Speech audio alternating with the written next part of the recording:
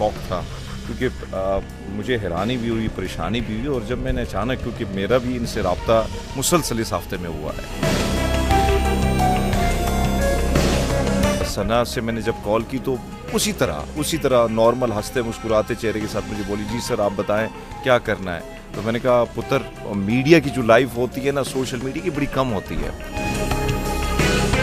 4:05 का टाइम जो है वो FIR में लिखा गया है, जो उसका मर्डर का टाइम था। और आप बताने कि तकरीबन 3 बजे तक आप उसके साथ राब्ते में थे। यहाँ पर अंदर जाने के लिए जाहिर बात है डाउन घर है, नीचे किसी का घर है, वहाँ ऊपर जाने के लिए आपको ज़रूरी है कि आपकी इजाज़त के बगैर तो आप जा नहीं सकते हैं। तो इट्स मीन के ये कोई जानने वाला था, इनका अपना ही कोई रिश्तेदार था, और फिर अचानक रातों रात मैयत लेके जाई गई है। तो मुझे ऐसा लगता है कि इस चीज़ को जो है उस तरह मीडिया पे हाईलाइट नहीं करना था, शायद फैमिली के मामला थे। उनकी वालदा मोहतरमा की जन्म से लिखा गया है कि एक नौजवान दुबला पतला सा जो है घर के अंदर दाखिल हुआ, उसके हाथ में वेपन था, वो मेरी बेटी के कमरे में गया और उसने उसके जो है सीने पर जो है 2 फायर मार दिए। वो लम्हों में जीने वाली लड़की थी, वो जिंदगी जीना चाहती थी। प्रॉब्लम हमारी ये है, अभी मैं सोशल मीडिया पर लोगों के कमेंट्स देख रहा था कि अभी भी हम जहालत की उस दुनिया में रहते हैं कि किसी के दुख को, किसी की तकलीफ पर हम जो है अफसुर्दा होने के बजाय, हम ताज़ियत करने के बजाय हम उनके जख्मों पर नमक छिड़क रहे हैं।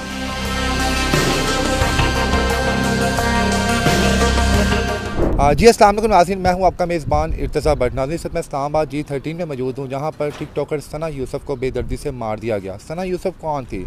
वो 17 साल एक खूबसूरत बच्ची थी जो अपनी चुलबुली हरकतों से अपने व्यूवर्स को हंसाती थी, अपनी डेली रूटीन की एक्टिविटी जो थी वो उनको दिखाती थी। बड़ा बेदर्दी से उसे मार दिया गया। 7 लाख से ज़्यादा उसके फॉलोअर्स थे। टिकटॉक पर आप उसे देख लें, आप उसे इंस्टाग्राम पर देख लें, बड़े बड़े ब्रांड की इंडोर्समेंट करते हुए नज़र आती थी। और वो जो बाकायदा तौर पे वो डॉक्टर बन रही थी। इस वक्त उसके जस्ते हाकी को जो है चित्राल की तरफ रवाना कर दिया गया है। इस वक्त हम उस रहायशगाह के बाहर मौजूद है जहाँ पर बेदर्दी से उसे मार दिया गया। किसने मारा, वो मारने वाला कौन था?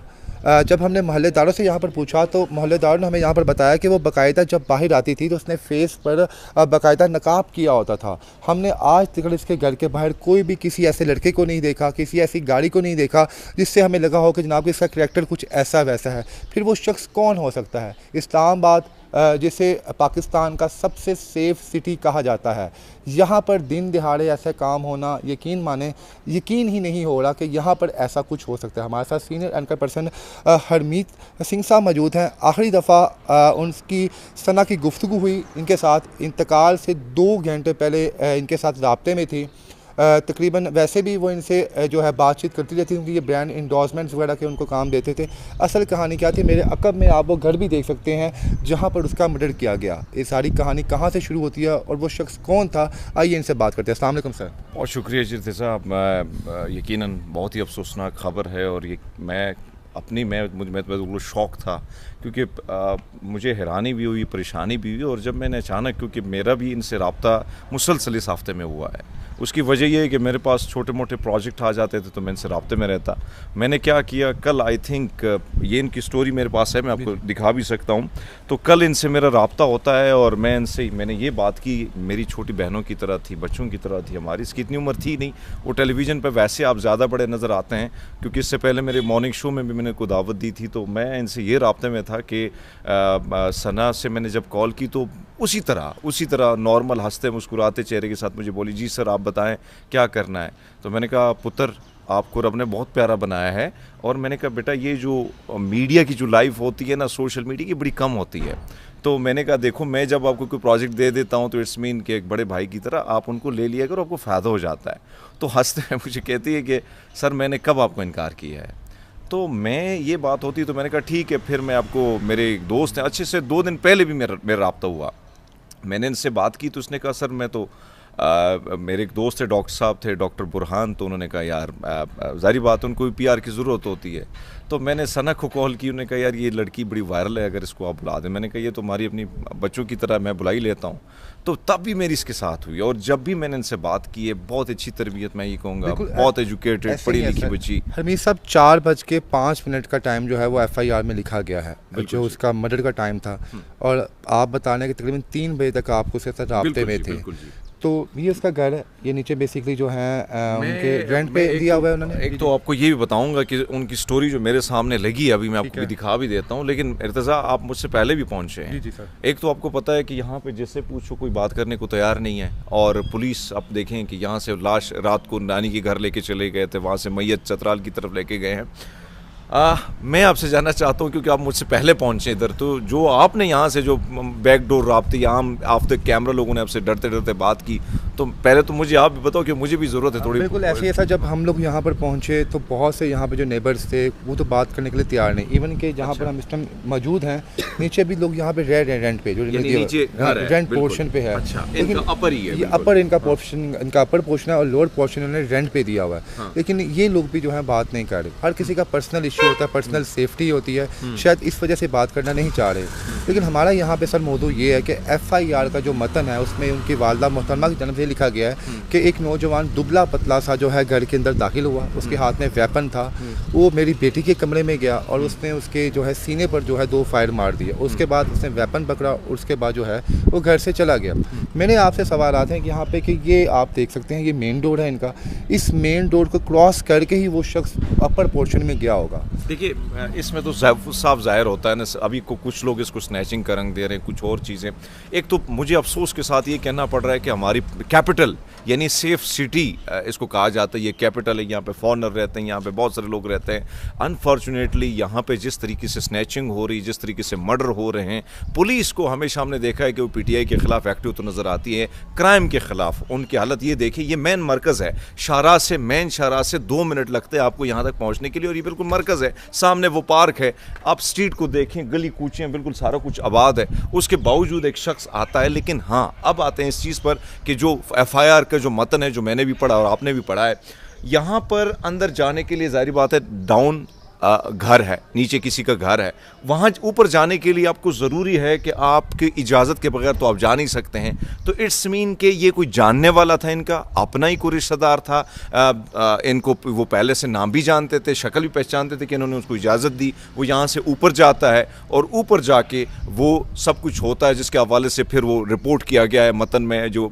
FIR में है कि फूफू ने ये लिखा है कि मैं उसको, अगर वो मेरे सामने आ जाता है तो मैं उसको पहचान लूँगी। उसने सीने पे 2 गोलियां उसको मारी हैं। तो ये ऐसा लगता है कि जान पहचान वाला बंदा था। और फिर दूसरा सवाल ये उठता है कि आया कम से कम मेरे साथ ये हादसा हुआ है। अब आप कहेंगे कि मैं खुद पूरी रात इसलिए नहीं सोया हूँ कि इससे पहले मेरे भाई का जब मर्डर हुआ तो वो भी जवान लड़का था, तो मुझे वही चीज़ याद आ रही थी और फिर मेरी इससे बात हुई थी, तो पूरी रात तो मैं जागता ही रहा हूँ, सोचता ही रहा हूँ इसके बारे में। जब इनसे बातचीत करते थे सना यूसुफ से, उनके आपके ऑफिस में भी, वहाँ पे स्टूडियो में भी आए, कि आपको लगा कि कुछ ऐसा वैसा जेलसी फैक्टर हो सकता है कोई कज़न्स की जानिब से या दोस्तों की जानिब से? मैं जब आप 17 ईयर्स में आप लाखों रुपए कमाना शुरू कर दें, बड़े बड़े ब्रांड्स आपको अप्रोच करें, तो आपका एक्सपीरियंस क्या कहता है? क्या कुछ जेलसी फैक्टर था या वो जितनी खूबसूरत थी, प्यारी थी, कि किसी ने जनाब प्रपोजल ऑफर थी जो नहीं? देखिए, मेरे साथ तो जब भी बात हुई है ना, मुझे ऐसा नहीं लगा, मुझे ऐसा लगा कि सबसे खुश इंसान यही है।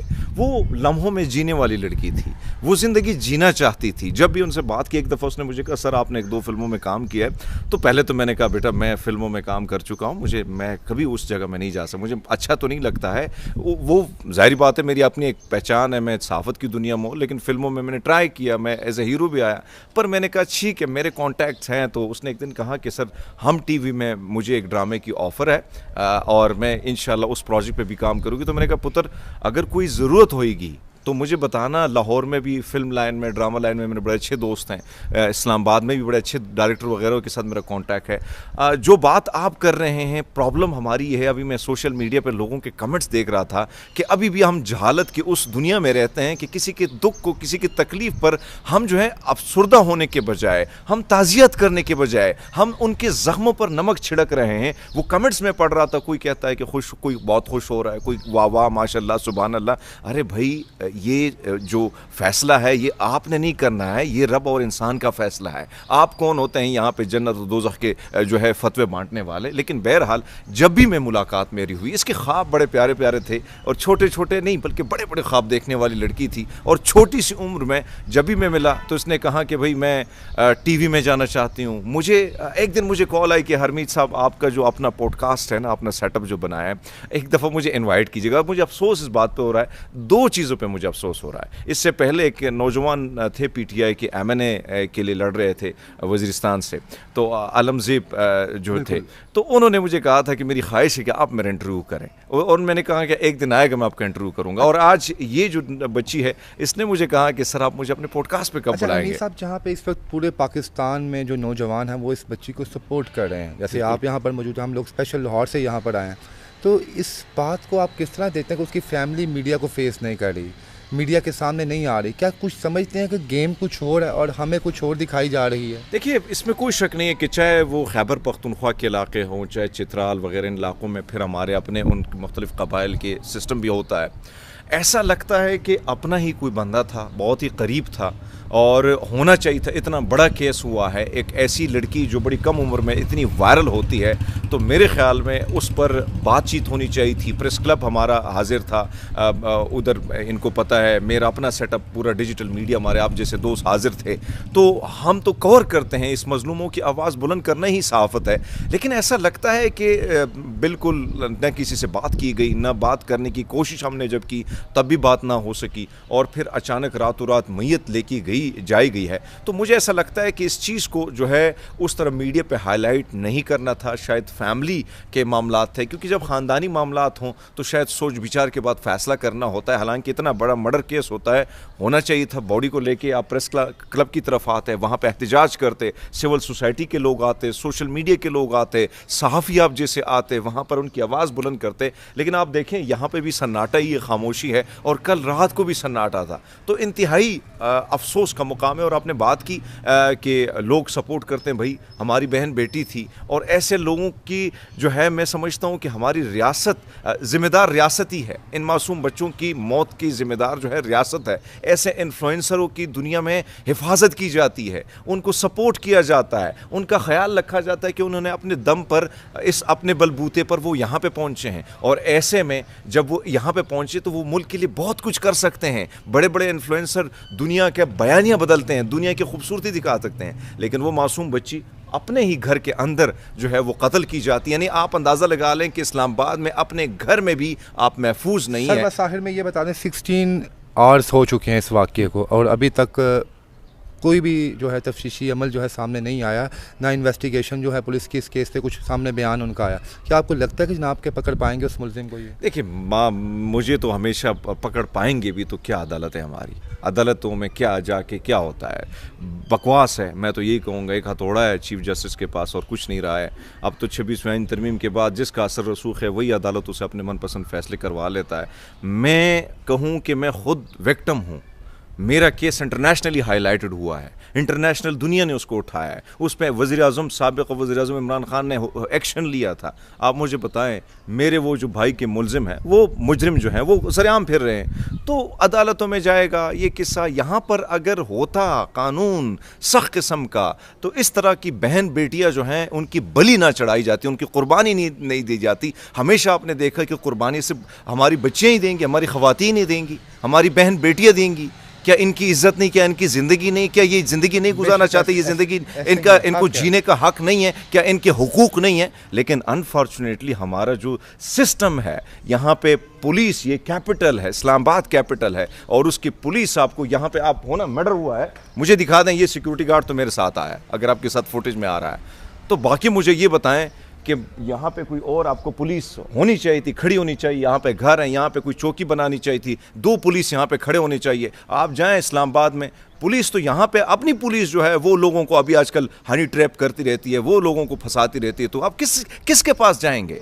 अदालतों के पास। अदालतों में तो आपका केस लगना ही नहीं है। पुलिस के पास जाएंगे, वो पहले तो आपकी एफआईआर दर्ज नहीं कराती है। एफआईआर दर्ज होती है तो 10 किस्से कहानियां कुछ ऐसे शिक़े डाल लेती हैं कि मुलजिम जो है, मुजरिम जो है, उसको बड़ी आसानी से जो है वो आसानी से वो छूट जाता है। नाज़रीन, आपने हरमीत सिंह साहब की गुफ्तगू सुनी, सीनियर एंकर पर्सन है, और मेरे अकब में आप वो घर देख रहे हैं। ये हंसता खिलखिलाता हुआ घर था, और ये बलाई मंजर जो आपको नज़र आ रही है, यहाँ पर सना यूसुफ जो है, यहाँ पर वो रहायश पजीर थी, पर अफसोस की बात है आज वो इस दुनिया में नहीं रही। इस कहानी में आप क्या कहेंगे? वो लोग जो नेगेटिव कमेंट्स कर रहे हैं उनके बारे में आपकी क्या राय है? हमें कमेंट सेक्शन में लाजिम बताइएगा। इसके साथ ही मुझे आप इजाज़त दें। अल्लाह हाफ़िज़।